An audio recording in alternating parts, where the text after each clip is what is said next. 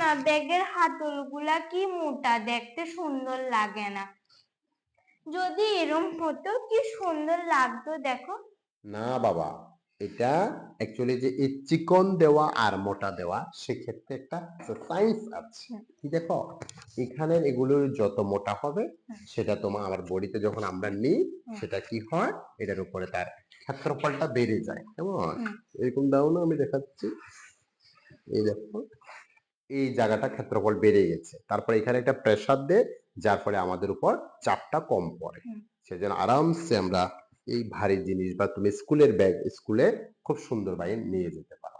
কিন্তু যদি এটা এরকম চিকন হতো এই স্কিনটা, এটা তো ছোট ব্যাগ, তুমি অল্প ভার বহন করো, কিন্তু এটার মধ্যে ভারী বইগুলো বা খাতাগুলো নিলে এটা কি হবে, এই যে চিকনটার এটা ক্ষেত্রফল কম হবে এবং তোমার এখানে প্রেসারটা বেশি পড়বে, ব্যথা পাবে, তুমি বেশি বই বহন করে নিয়ে যেতে পারবে না।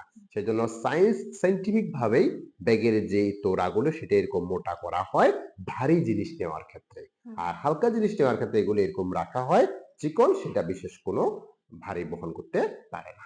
বুঝতে পেরেছো?